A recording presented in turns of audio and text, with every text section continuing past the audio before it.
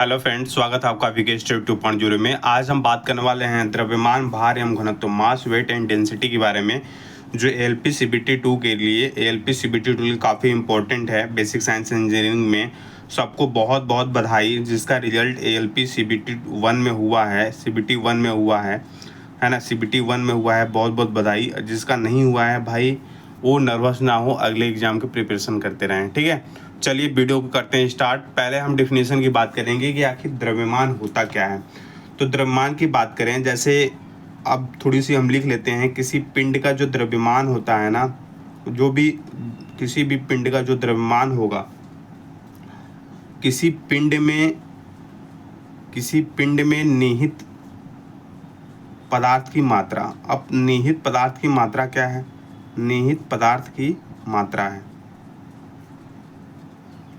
निहित पदार्थ की मात्रा का मतलब होता है जिसमें अगर मान लीजिए कोई ऑब्जेक्ट है, ये वाला, ठीक है, कोई ऑब्जेक्ट है, इस ऑब्जेक्ट में कितना पदार्थ इसमें इन्वॉल्व है। समझ बात आ रही है कि नहीं? कितना पदार्थ इन्वॉल्व है। अब जितना पदार्थ होगा, अगर लाइट मैटर होगा, लाइट पदार्थ होगा तो थोड़ा सा हल्का होगा, इसका द्रव्यमान थोड़ा कम होगा। अगर ज़्यादा होगा तो ज़्यादा होगा। तो निहित पदार्थ की मात्रा, इसमें पदार्थ की मात्रा कितनी इन्वॉल्व है, उसे ही क्या बोलते हैं? हम द्रव्यमान बोलते हैं। अब एक चीज़ और जानिए, द्रव्यमान की इकाई पूछ लेता है। तो द्रव्यमान की इकाई बहुत लोग बस एक ही डालते हैं, MKS CGS यही सब जानते होंगे। द्रव्यमान का अगर इकाई की बात किया जाए तो पहले देख लीजिए FPS में क्या होता है, CGS में क्या होता है और MKS में क्या होता है। क्लियर हो रही है कि बात नहीं हो रही है? MKS में क्या होता है और SI सिस्टम में क्या होता है। तीनों हम चारों सिस्टमों की बात करेंगे। तो द्रव्यमान का अगर मात्रक पूछता है, द्रव्यमान का मात्रक अगर पूछ दे कि FPS प्रणाली में क्या होता है, तो भैया मेरे आपको पता है, हमने पढ़ाया हुआ है कि पाउंड होता है, जिसे हम LB से डिनोट करते हैं। क्लियर होगी बात कि नहीं होगी? आप मेरे चैनल VK स्टडी 2.0 पर जाकर के देख लीजिएगा। बेसिक साइंस प्लेलिस्ट में बेसिक साइंस इंजीनियरिंग का प्लेलिस्ट पड़ा हुआ है, उसमें जाकर देखिएगा। तो उसमें हम अभी कल परसों हमने यूनिट एंड मेजरमेंट का क्वेश्चंस कराए हैं, आप उसको रीचेक कर सकते हैं, ठीक है। अगर हम सीजीएस प्रणाली की बात करें तो सीजीएस में आपका क्या होता है? ग्राम होता है। क्या होता है? ग्राम होता है, ठीक है। सीजीएस में क्या होता है? ग्राम होता है। अगर हम MKS की बात करें तो MKS में आपका केजी होता है, यानी किलोग्राम, और SI में भी केजी होता है। तीनों आपको याद रखना है, चारों। क्लियर होगी कि बात नहीं हो गई? एक चीज़ बताइए, 1 टन इक्वल टू कितना केजी होता है? तो 1 टन इक्वल टू होता है 1000 केजी के बराबर होता है, ठीक है। 1 टन के बराबर होता है, 1 टन के बराबर होता है इतना सारा। क्लियर है ना? अगर हम इसमें ग्राम में कन्वर्ट कर लें भाई, अगर ग्राम में कन्वर्ट करें कितना ग्राम होगा, तो आप ग्राम केजी को ग्राम में कन्वर्ट करेंगे तो 1 केजी बराबर 1000 ग्राम हो जाएगा भाई। 1 केजी बराबर 1000 ग्राम होता है ना। तो इसको ग्राम में फिर आप कन्वर्ट कर सकते हैं। क्लियर होगी बात कि नहीं होगी? ठीक है, ठीक है जी। अब हम आगे बढ़ते हैं। आगे बढ़ते हुए हम बात करेंगे कि अगर हम बात करें कि अगर कोई भी आपका, जैसे कोई भी हम आपका ऑब्जेक्ट बना दिए, इस ऑब्जेक्ट में, इस वस्तु में कहीं ना कहीं इसका वेट होगा भाई, वेट होगा। वेट किसके कारण होगा? जो मास होगा इसका, है ना, जो इसका मास होगा उसके कारण होगा। और इसमें अगर किसी भी ऊंचाई से छोड़ेंगे, ग्रेविटेशनल फोर्स होगा, तो ये वेट के लिए हो जाएगा। इसके बारे में बाद में हम चर्चा करेंगे। क्लियर होगी कि बात नहीं हो गई? अब अगर हम बात करें, जो हमारा मास होता है, क्वेश्चन पूछता है, वेरी वेरी इंपॉर्टेंट भाई, जो इम्पोर्टेंट है हम कराते चलेंगे, ठीक है। अगर बोलेगा कि जो मास होता है, अगर डिफरेंट मटेरियल है भाई, जो बॉडी, अगर कोई बॉडी है, मान लीजिए सपोज दैट यही बॉडी है, ये जो बॉडी है, और ये क्या है? डिफरेंट मटेरियल की, मतलब डिफरेंट मटेरियल का मतलब क्या होता है? डिफरेंट मटेरियल होता है विभिन्न प्रकार के पदार्थ। विभिन्न प्रकार के मटेरियल का मतलब होता है सामग्री या पदार्थ, है ना। विभिन्न प्रकार के बने होते हैं सामग्री से। जैसे मान लीजिए कोई अगर वाटर की बात करेगा, तो सपोज दैट अगर वाटर की अगर हम बात करें, तो वाटर में आपका सपोज दैट कि वाटर, ये वाटर है, इसमें और इसमें जो वॉल्यूम है कितना है 1 सेंटीमीटर क्यूब है। सपोज दैट 1 सेंटीमीटर क्यूब है, लेकिन इसका जो वेट है वह 1 ग्राम ही है। समझ बात है कि नहीं, 1 ग्राम ही है। अगर फिर हम एल्युमिनियम की बात करें, सपोज दैट इसमें क्या है हमारा एल्युमिनियम है, एल्युमिनियम, और इसका वेट क्या है 1 ही ग्राम है, लेकिन इसका आयतन अलग है। आयतन कितना 0.73 सेंटीमीटर क्यूब। सपोज दैट ऐसे मैं बना रहा हूँ। फिर अगर आयरन की बात करेगा, इस तरह से डिफरेंट के ऑब्जेक्ट, इसका जो है ये जो है आयरन है, आपका क्या है आयरन है, और इसका जो है मास तो 1 ही ग्राम है, ठीक है, और इसका जो वॉल्यूम है सपोज दैट मान लीजिए 0.13 सेंटीमीटर क्यूब। ये सारे चीज़ें हैं। इसका मतलब हो रहा है कि बॉडी है ये डिफरेंट मटेरियल के और डिफरेंट वॉल्यूम है और सेम मास है ना। तो ये चीज़ निष्कर्ष निकल कर आई है कि अगर सेम मास है, यदि द्रव्यमान क्या है समान है, द्रव्यमान समान है, अगर द्रव्यमान समान होगा तो उसका आयतन क्या होगा, भिन्न भिन्न होता है। Very important. क्लियर होगी बात कि नहीं होगी। एक फार्मूला आता है, अगर हम डेंसिटी की बात करें, rho equal to mass upon आयतन। भैया मेरे अगर हम डेंसिटी की बात करें, अगर डेंसिटी अगर इक्वल कर दें तो जो वॉल्यूम होगा है ना, जो वॉल्यूम होगा वो जो मास, अगर हम मास को अगर द्रव्यमान को समान कर दें, यहाँ से अगर हम द्रव्यमान को समान कर दें तो डेंसिटी जो होगी किसके इन्वर्सली प्रोपोर्शनल होगी, ये आयतन के इन्वर्सली प्रोपोर्शनल होगी। समझ बात आ रही है। इसका मतलब ये होगा, समझ बात आ रही कि नहीं, इसका मतलब ये होगा कि यदि ये हम आयतन को बढ़ा देंगे तो डेंसिटी हमारी क्या है कम हो जाएगी, और अगर आयतन को घटा देंगे तो डेंसिटी हमारी क्या है ज़्यादा हो जाएगी, ठीक है। तो इसमें देख रहे हैं कि डिफरेंट मटेरियल, द्रव्यमान तो समान है लेकिन आयतन इसके सभी के क्या हैं, द्रव्यमान तो यहाँ kg वेट हमने तो समान किया हुआ है, तो इसका मतलब हुआ द्रव्यमान हमेशा ऑलरेडी सभी जगहों पर क्या होता है, मास जो है हमारा समान होता है। क्लियर होगी बात कि नहीं होगी, क्लियर होगी बात, ठीक है। अब हम वेट की बात करते हैं। अगर हम भार की बात करते हैं, भार वेट की बात करते हैं, WEIGHT वेट की बात करते हैं, तो भार क्या है, तो भार एक बल होता है। भार क्या होता है, तो भार वह बल है, क्या होता है, भार वह बल है जो क्या करता है, जिसके द्वारा कोई वस्तु जो है, कोई वस्तु पृथ्वी द्वारा अपने केंद्र की ओर आकर्षित होती है। क्या होती है, केंद्र के द्वारा, कोई वस्तु पृथ्वी द्वारा अपने केंद्र की ओर क्या होती है, आकर्षित होती है। क्लियर हुआ कि बात कि नहीं हुआ, बिल्कुल। अब पूछता है कि वेट जो है यानी जो W होता है यह मास और किसके मल्टीपल होता है, द्रव्यमान और गुरुत्वाकर्षण के त्वरण के क्या होता है, बराबर होता है। इस बात पर ध्यान रहे। किसी वस्तु का जो वजन है ना, किसी वस्तु का जो वजन है उसके स्थान पर निर्भर करता है। एक बात का ध्यान है, स्थान पर निर्भर करता है, लेकिन द्रव्यमान स्थान पर निर्भर नहीं करता है। द्रव्यमान स्थान पर निर्भर नहीं करता है, ये करता है। ये हर एक स्थान पर अलग अलग हो सकता है, लेकिन द्रव्यमान कभी भी अलग अलग नहीं हो सकता, ठीक है। द्रव्यमान कभी भी अलग अलग नहीं हो सकता। क्लियर है कि नहीं है बात। तो इस बात को आप ध्यान में रखेंगे। अगर हम बात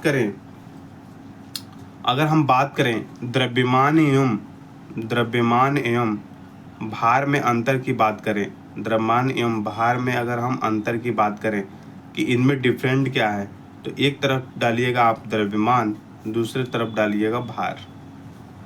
अगर हम इन दोनों में डिफरेंट देखें, आपको पता नहीं होगा कि अगर डिफरेंट की बात करेगा आप सोचेंगे कि द्रव्यमान और भार एक ही हैं, तो बिल्कुल गलत हैं आप। द्रव्यमान और भार एक अलग अलग होता है। क्या होता है, एक अलग अलग होता है। एक चीज़ और समझिए, 1 kg अगर बात करेगा कि 1 kg वेट इक्वल टू होता है 9.81 न्यूटन के बराबर होता है, और 1 न्यूटन इक्वल टू होता है 10 के पावर 5 डाइन के बराबर होता है, 10 के पावर 5 डाइन के बराबर होता है। अप्रॉक्सीमेटली ये जो होता है 10 के नियर अबाउट होता है, ठीक है। इस बात को भी ध्यान रखिएगा। अब देखिए हम कह रहे हैं कि द्रव्यमान क्या है, तो द्रव्यमान जो होता है, जो द्रव्यमान है हमारा, फर्स्ट पॉइंट लिखिएगा, जो हमारा द्रव्यमान होता है वो क्या होगा, किसी पिंड में, मतलब किसी पिंड में, है ना, पदार्थ की मात्रा है। क्या है? पदार्थ की मात्रा है, पदार्थ की मात्रा है। क्लियर होगी कि बात की नहीं होगी? पदार्थ की क्या है? मात्रा है। क्लियर है? अब हम अगर बात करें इस, लेकिन भार जो है, भार क्या है? भार जो है गुरुत्वीय त्वरण के कारण, भार जो है गुरुत्वीय त्वरण के कारण क्या होता है? द्रव्यमान पर लगने वाला, द्रव्यमान पर लगने वाला बल की मात्रा है। क्या है? बल की मात्रा है।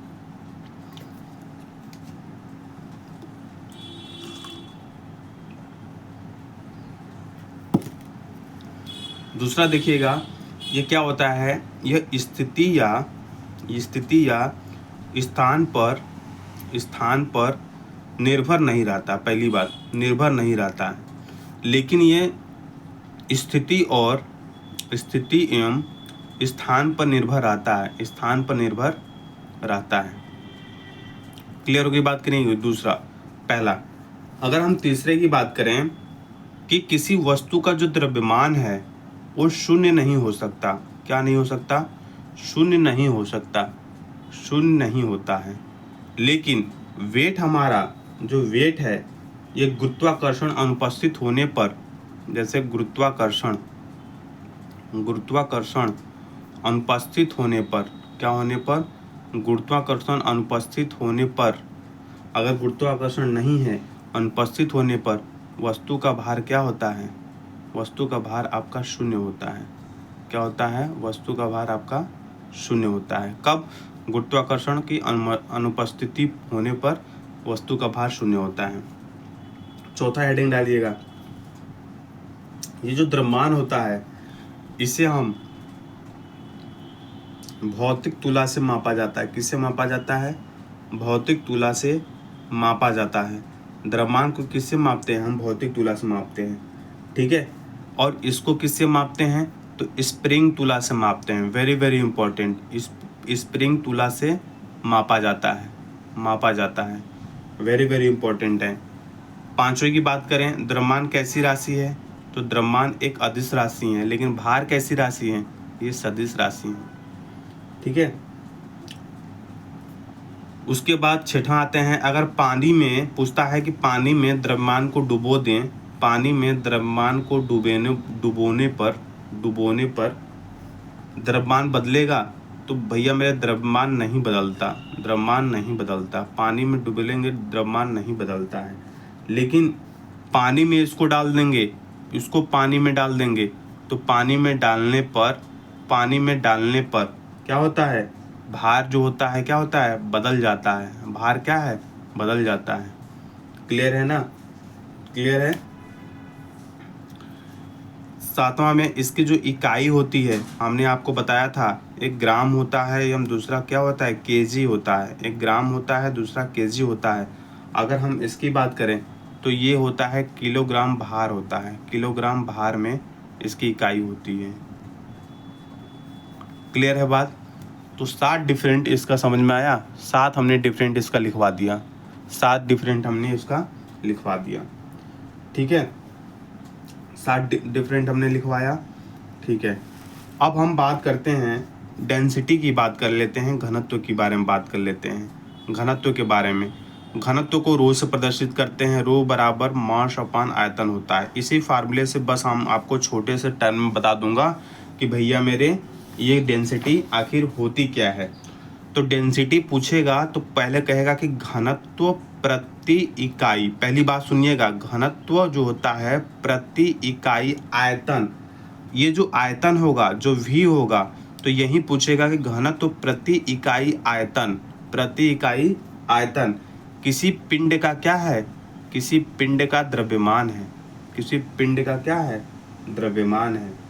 और इसकी जो इकाई है वो ग्राम प्रति सेंटीमीटर क्यूब ले सकते हो, केजी प्रति मीटर क्यूब ले सकते हो, उसके बाद आपको पता है टन प्रति मीटर क्यूब ले सकते हो। क्लियर होगी कि बात कि नहीं होगी। अगर हम बात करें डेंसिटी और मास में, अगर हम बात करें तो डेंसिटी मास के डायरेक्टली प्रोपोर्शनल होता है और डेंसिटी आयतन के व्युत्क्रमानुपाती होता है, इस बात को ध्यान रहेगा। अभी हमने बताया है कि अगर वॉल्यूम ज़्यादा है इसका मतलब डेंसिटी आपकी कम होगी। भैया मेरे, अगर मान लीजिए इतने में कोई हमें कोई चीज़ रखना है तो इसकी डेंसिटी क्या है, अगर वॉल्यूम ज़्यादा हो गया ना तो डेंसिटी यहाँ क्या हो जाएगी, कम हो जाएगी। भाई डेंसिटी कम, और डेंसिटी क्या होती है, मतलब घनत्व तो एकदम थोड़े से में बहुत ज़्यादा जो है वो थोड़े से में ही इन्वॉल्व हो जाना।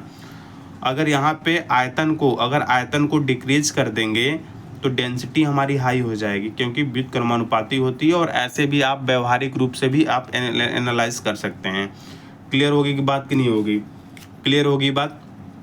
अब हम चर्चा करते हैं किसकी, अब हम बात करते हैं कुछ ऐसे डेंसिटी के बारे में देख लेते हैं जो एग्ज़ाम में क्वेश्चंस बनते ही बनते हैं, ठीक है, और कुछ ऐसे एग्ज़ाम में क्वेश्चंस बनते ही बनते हैं। चलिए तो पहले हम जो बात कर लेते हैं, पहले बात करते हैं किसका, एल्युमिनियम का। एल्युमिनियम, एल्युमिनियम में कितना इसकी डेंसिटी क्या होती है, डेंसिटी क्या होती है, तो भैया मेरे एल्युमिनियम की जो डेंसिटी होती है 2.7 है ना, 2.7 ग्राम प्रति सेंटीमीटर क्यूब, पहला। दूसरा जो होता है लीड, अगर हम लीड की बात करें तो लीड में कितना होता है 11.34, अभी हम ट्रिक से बता देंगे, ग्राम प्रति सेंटीमीटर क्यूब। भैया जैसे लीड जो पेंसिल होती है 11 रुपये में मुझे मिलता है, कितने रुपए में, 11 रुपये में, तो 11.34 ग्राम प्रति सेंटीमीटर। लीड नहीं है, सॉरी, ये लेड है, लेड है। जो शीशा है, शीशा बहुत हार्ड होता है इसलिए ये इतने में मिलता है। इसके बाद तीसरा देखिए ढलवा लोहा, क्या है, ढलवा लोहा। अगर ढलवा लोहे का डेंसिटी पूछ देगा तो ढलवा लोहे का डेंसिटी होता है भैया मेरे 6.8 से लेकर के 7.8 ग्राम प्रति सेंटीमीटर की होता है, इसको भी आप ध्यान रखेंगे। उसके बाद चौथा होता है आपकी स्टील का, तो भैया मेरे स्टील का होता है 7.75 से लेकर के 8.5 तक होता है, और ये होता है ग्राम प्रति सेंटीमीटर क्यूब में होता है, ठीक है। अगर हम पांचवी की बात करें, जैसे वाटर की बात करें, वाटर का एक होता है ग्राम प्रति सेंटीमीटर क्यूब होता है, ठीक है। उसके बाद छठे अगर बात करें पेट्रोल की बात करें, अगर पेट्रोल की बात करें, पेट्रोल का रेट जो है 71 है, लेकिन अब तो बहुत ज़्यादा हो गया, 0.71 ग्राम प्रति सेंटीमीटर क्यूब हो गया। उसके बाद सातवें में अगर हम ऑक्सीजन की बात करते हैं कि ऑक्सीजन का कितना होता है, तो ऑक्सीजन का 1.43 ग्राम प्रति सेंटीमीटर क्यूब होता है। क्लियर हुआ बात कि नहीं। आठवां में अगर हम डीजल ऑयल की बात करें, किसकी, डीजल ऑयल की बात करें, तो भैया मेरे डीजल ऑयल का जो होता है 0.83 ग्राम प्रति सेंटीमीटर क्यूब होता है। क्लियर होगी कि बात कि नहीं हो गई। तो इतनी सारी हमने आपको डेंसिटी लिखवा दिया, इतनी सारी डेंसिटी आप करके जाइएगा, क्योंकि ये ITI के सिलेबस में दिया हुआ है और आपका LP CBT 2 ट्रेड से रिलेटेड है भैया मेरे, इसको आप याद कर लीजिएगा, शायद इसी में से क्वेश्चन आपको बन जाए, ठीक है।